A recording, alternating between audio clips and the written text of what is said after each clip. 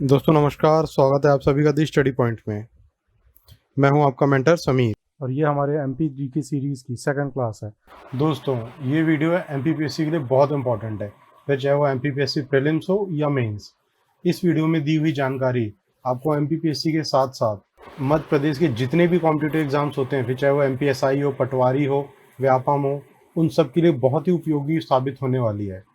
इसलिए कृपया इस वीडियो को स्किप ना करें, पूरा देखें। इस वीडियो में बताए हुए पॉइंट्स एग्जाम में बहुत बार पूछे जा चुके हैं। तो आइए बिना टाइम वेस्ट करते हुए हम इस लेक्चर को शुरू करते हैं। दोस्तों आगे बढ़ने से पहले मेरा आप सभी से एक निवेदन है कि ये जो चैनल सब्सक्राइब का बटन दिख रहा है, इसको क्लिक करें और चैनल सब्सक्राइब कर लें। इससे आपको मेरे चैनल पे उपलब्ध वीडियोस को ढूंढने में बहुत आसानी होगी। और उसके बाद इस बेल नोटिफिकेशन को भी दबा दें, जिससे आप जब भी मेरे चैनल पे कोई वीडियोस अपलोड होगा तो उसके नोटिफिकेशन आप तक स्वतः पहुंच जाएंगे। दोस्तों पिछली क्लास में जो मैंने आपको मध्य प्रदेश के राजकीय चिन्हों के बारे में पढ़ाया था, उसके वैज्ञानिक नाम मैं बताना भूल गया था, तो इस क्लास को वहीं से शुरू करते हैं और मैं आपको जितने भी राजकीय चिन्ह हैं उनके वैज्ञानिक नाम बताता हूँ। एमपी का जो राजकीय पशु है वो बारहसिंगा है, ब्रिडरी प्रजाति का, जो कान्हा नेशनल पार्क में पाया जाता है। इसे 1981 में घोषित किया गया था। इसका वैज्ञानिक नेम है रूथवर्स दुआसेली। पक्षी जिसे हम दूधराज, साहे बुलबुल, पैराडाइज फ्लाई कैचर कहते हैं, इसको भी 1981 में घोषित किया गया था। इसका साइंटिफिक नेम है, इसे टर्फिस फोन कहा जाता है। वृक्ष बरगद है, इसे भी 1981 में घोषित किया गया था। इसका वैज्ञानिक नाम है फाइकस बैंग गैलेंसिस। अच्छा, ये चीज मैं बता दूं आपको, एक बार ये एमपीपीएससी में प्रश्न पूछा जा चुका है। 4 ऑप्शन दिए थे, पशु, पक्षी, वृक्ष और एक ऑप्शन मेरे ख्याल से कुछ और था, वो मुझे याद नहीं है। और दिया था कि इनमें से किसे 1981 में राजकीय चिन्ह घोषित नहीं किया गया है। तो जैसा आप देख सकते हैं, पशु, पक्षी और वृक्ष को 1981 में घोषित किया गया था। तो जो चौथा ऑप्शन होगा वो आपका राइट ऑप्शन होगा। तो इसलिए इसके ईयर भी याद रखने हैं आपको। ठीक है, चलिए आगे बढ़ते हैं। पुष्प सफेद लिली, इसे कहते हैं लिलियम कैंडिमम। खेल मलखम्ब 9 अप्रैल 2013 को घोषित किया गया था। मछली महाशीर है, इसका साइंटिफिक नेम है टोर पुटिटोरा, जिसे 26 सितंबर 2011 में घोषित किया गया था। नृत्य है राई, बुंदेलखंड वाला राई, ये वो राई है जो बुंदेलखंड में होता है। नाट्य मार्च। फसल सोयाबीन, इसका वैज्ञानिक नाम है ग्लाइसिन मैक्स। फल आम है, जिसे कहते हैं मैंगीफेरा इंडिका। गान मेरा मध्य प्रदेश है, जिसे 26 जुलाई 2011 में घोषित किया गया था और इसके रचयिता है महेश श्रीवास्तव। और चिन्ह 24 स्तूप की आकृति है, साथ ही गेहूं और धान की बालियां हैं। इसके केंद्र में अशोक स्तंभ और बरगद के वृक्ष को दर्शाया गया है। आइए आगे बढ़ते हैं और अपनी आज की क्लास शुरू करते हैं, जो हमारे इस एमपीजी की सीरीज की सेकंड क्लास होने वाली है। इसमें हम जानेंगे मध्य प्रदेश के जनगणना और उससे संबंधित आंकड़ों के बारे में। ये सारे डेटा 2011 के हैं, या जिसे आप कह सकते हैं लेटेस्ट 2013 में पब्लिश किया गया था। तो ये सारी जो जानकारी है 2013 के आंकड़ों पे आधारित है।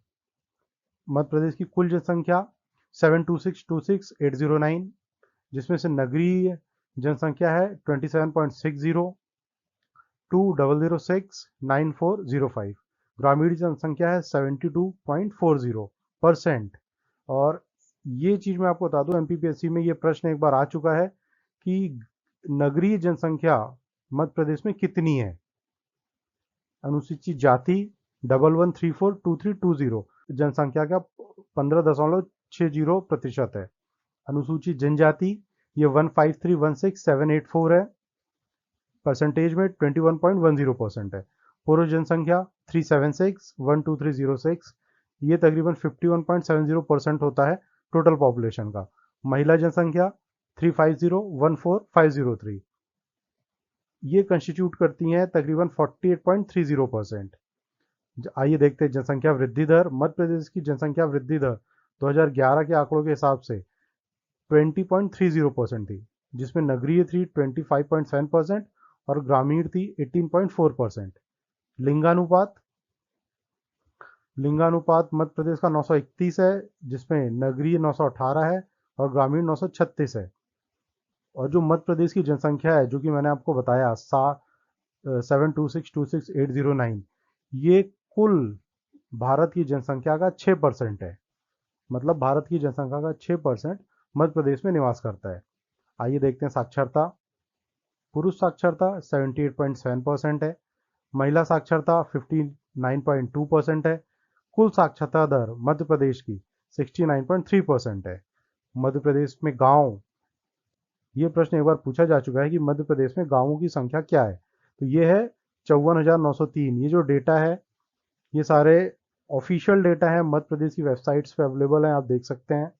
और भारत में जो गांव हैं वो हैं 640,867। जनसंख्या में 5 बड़े जिले और जनसंख्या में 5 छोटे जिले, ये पूछा जाता है। इस टाइप के प्रश्न आजकल एमपीपीएससी पूछ रहा है, तो ये आंकड़े आपको पता होने चाहिए। जनसंख्या में 5 बड़े जिले हैं: इंदौर, जबलपुर, सागर, भोपाल, रीवा। इसके जो नंबर है वो आपको याद करने की जरूरत नहीं है, लेकिन अगर हल्की निगाहों से एक बार देख लेंगे तो मेरे ख्याल से बेनिफिशियल रहेगा आपके लिए। उसी प्रकार जनसंख्या में 5 छोटे जिले: निवाड़ी, आगरमालवा, हरदा, उमरिया, श्योपुर। आइए आगे चलते हैं। क्षेत्रफल में 5 बड़े जिले और क्षेत्रफल में 5 छोटे जिले। एमपी का सबसे बड़ा जिला है छिंदवाड़ा, जो तकरीबन 11,815 वर्ग किलोमीटर का है।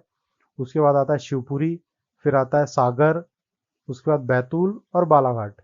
ये 5 बड़े जिले हैं मध्य प्रदेश के: छिंदवाड़ा, शिवपुरी, सागर, बैतूल, बालाघाट। अब क्षेत्रफल में 5 छोटे जिले, वो भी देख लेते हैं। आइए। निवाड़ी 2018 में टीकमगढ़ से अलग होकर बना जिला, जो तकरीबन 1318 वर्ग किलोमीटर का है। ये फिलहाल सबसे छोटा जिला है मध्य प्रदेश का। उसके बाद आता है दतिया, उसके बाद आता है भोपाल, फिर आगरमालवा और लास्ट में अलीराजपुर। अब लिंगानुपात, लिंगानुपात में शीर्ष 5 जिले। लिंगानुपात मीन सेक्स रेशियो। आइए देखते हैं किसमें सबसे ज़्यादा है। बालाघाट, उसके बाद अलीराजपुर, उसके बाद मंडला, डिंडौरी और झाबुआ। आप इसको इस तरीके से याद कर सकते हैं कि जो इनके इंग्लिश में जो इनके इनिशियल्स हैं BAMDJ, BAMDJ, आप ये लिख सकते हैं BAMDJ। बालाघाट, अलीराजपुर, मंडला, डिंडौरी, झाबुआ, ये लिंगानुपात में शीर्ष 5 जिले हैं। न्यूनतम लिंगानुपात वाले जिले, ये शुरू होता है भिंड। आपको पता है ये हमारे मध्य प्रदेश में सबसे कम सेक्स रेशियो भिंड में है। भिंड, उसके बाद मुरैना, उसके बाद ग्वालियर, उसके बाद दतिया और फिर शिवपुरी। भिंड का है 837, मुरैना 840, ग्वालियर 864, दतिया 873 और शिवपुरी 877। जनघनत्व वाले जिले, मतलब डेंसिटी, शीर्ष जनघनत्व वाले जिले, वे 5 जिले जिनमें जनघनत्व सबसे ज़्यादा है। इसमें सबसे पहला नंबर आता है भोपाल का, जहाँ पे जनघनत्व तकरीबन 855 है। उसके बाद इंदौर 841, जबलपुर तीसरे नंबर पे है 473 के साथ, ग्वालियर 446 और मुरैना 394। आइए देखते हैं अब न्यूनतम जनघनत्व वाले जिले। सबसे कम जनघनत्व मध्य प्रदेश में पाया जाता है डिंडोरी में, जो कि मंडला से अलग होकर बना था 1998 में। ये चीज़ें मैं आपको पहले लेक्चर में बता चुका हूँ। इसके बाद आता है श्योपुर 104 और पन्ना 142। ये 3 भी आप याद रखते हैं इसमें तो मेरे ख्याल से बहुत है। फिर बैतूल, रायसेन और सिवनी, इनके आंकड़े लगभग एक बराबर है, 157 158 पे चलते हैं। तो ये 3 मेन है जिन्हें आप याद रखें: डिंडोरी, श्योपुर और पन्ना। जनसंख्या वृद्धि दर वाले जिले, मैं आपको पहले भी बता चुका हूँ कि मध्य प्रदेश की जो जनसंख्या वृद्धि दर रही है 2011 के हिसाब से, वो रही है 20.30%, है ना। तो आइए देखते हैं वे जिले जिनमें जनसंख्या वृद्धि दर सबसे ज़्यादा रही। इंदौर इस लिस्ट में अव्वल रहा 32.88% के साथ, झाबुआ 30.70%, भोपाल 28.62%, सिंगरौली 28.05% और लास्ट में आता है बड़वानी 27.57%। न्यूनतम जनसंख्या वृद्धि दर, जैसे ये शीर्ष जनसंख्या वृद्धि दर वाले जिले थे, अब देखते हैं वो जिले जिनमें जनसंख्या वृद्धि दर सबसे कम रही मध्य प्रदेश में। तो ये लिस्ट टॉप की जाती है अनूपपुर जिले द्वारा, जिसकी जनसंख्या वृद्धि दर है 12.3%। फिर आता है बैतूल 12.9%। उसके बाद है छिंदवाड़ा तीसरे नंबर पर 13.1% के साथ। चौथे नंबर पे है मंदसौर 13.2% के साथ और लास्ट में है बालाघाट 13.6% के साथ। अब देखते हैं साक्षरता, वे 5 जिले जिनमें सबसे ज़्यादा साक्षरता है। तो इस लिस्ट को टॉप करता है जबलपुर 81.1% के साथ, फिर आता है इंदौर 80.9% के साथ, फिर भोपाल 80.4% के साथ। बालाघाट चौथे नंबर पे है 77.1% के साथ, और ग्वालियर 76.7% के साथ इस लिस्ट में 5वें नंबर पे है। न्यूनतम साक्षरता वाले जिले जिनमें साक्षरता सबसे कम है, सबसे कम साक्षरता वाले जिले अलीराजपुर, जिसमें सबसे कम साक्षरता पाई जाती है हमारे मध्य प्रदेश में 36.1% के साथ, फिर झाबुआ 42.3%, बड़वानी 49.1%, चौथे नंबर पे श्योपुर 57.4%, और 5वें नंबर पे आता है धार 59% के साथ। आइए आगे चलते हैं। सर्वाधिक ग्रामीण साक्षरता वाले जिले बालाघाट, भिंड, नरसिंहपुर। देखिए ये जो आंकड़े इसमें हैं ये ऐसे के ऐसे ही एग्जाम में आ चुके हैं, तो इनको आप जरूर याद रखिएगा। सर्वाधिक शहरी साक्षरता सिवनी में है, उसके बाद मंडला और फिर जबलपुर। न्यूनतम ग्रामीण साक्षरता अलीराजपुर, फिर झाबुआ, फिर बड़वानी।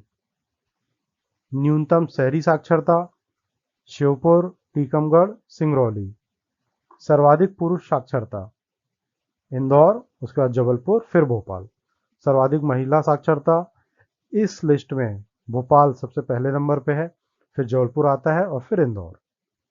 न्यूनतम पुरुष साक्षरता सबसे पहले नंबर पे है अलीराजपुर, उसके बाद झाबुआ, फिर बड़वानी। और यही सेम जिले न्यूनतम महिला साक्षरता में भी आते हैं। मैं आपको बता चुका हूं पहले भी कि सर्वाधिक पुरुष साक्षरता इंदौर और जबलपुर 87.3% के साथ। न्यूनतम पुरुष साक्षरता अलीराजपुर 43.6% के साथ। सर्वाधिक साक्षरता वाला संभाग, संभागवार जानकारी भी देख लेते हैं हम। सर्वाधिक साक्षरता वाला संभाग जबलपुर है। सबसे कम साक्षरता वाला संभाग इंदौर है। सर्वाधिक महिला साक्षरता बता चुका हूं मैं आपको, भोपाल में है 74.9% के साथ। न्यूनतम महिला साक्षरता अलीराजपुर में है 30.3% के साथ। सर्वाधिक नगरीय जनसंख्या वाला जिला इंदौर है। सर्वाधिक नगरीय जनसंख्या वाला जिला लेकिन प्रतिशत में ये है भोपाल। ये याद रखिएगा, इंदौर संख्या में है और भोपाल जो है वो प्रतिशत में है। सर्वाधिक अनुसूचित जाति वाला जिला उज्जैन, संख्या की बात कर रहा हूं मैं। सर्वाधिक अनुसूचित जनजाति वाला जिला धार, ये भी संख्या में। याद रखिएगा ये जो मैंने आपको पिछली 2 लाइनें बताई हैं इनसे कई बार क्वेश्चन आ चुका है। जनजाति से बहुत क्वेश्चन पूछता है एमपीपीएससी, तो याद रखिएगा ये ऐसे के ऐसे ही पॉइंट कई बार एग्जाम में आ चुके हैं। सर्वाधिक अनुसूचित जाति वाला जिला परसेंटेज में वो दतिया 24.9%। न्यूनतम अनुसूचित जाति वाला जिला यह झाबुआ 2.82%। सर्वाधिक अनुसूचित जनजाति वाला जिला परसेंटेज में झाबुआ 87.5%। और लास्ट में है न्यूनतम अनुसूचित जनजाति वाला जिला परसेंटेज में, यह है भिंड 0.47%। तो दोस्तों इसी के साथ ही हमारा एमपीजी की सीरीज़ का सेकंड लेक्चर भी कंक्लूड होता है। मैं उम्मीद करता हूँ आपको ये लेक्चर पसंद आया होगा। अगर इस वीडियो से रिलेटेड आपकी कोई क्वेरीज हैं या सुझाव हैं या कोई डाउट है तो मुझे कमेंट सेक्शन में ज़रूर बताइए। और इसकी पीडीएफ आप मेरे Telegram channel the study point 7 से डाउनलोड कर सकते हैं। और अगर ये वीडियो आपको पसंद आया तो इसको लाइक करिए, शेयर करिए, चैनल को सब्सक्राइब करिए। मैं मिलता हूँ आपसे इसी एमपीजी के सीरीज़ के 3rd लेक्चर में। Till then take care.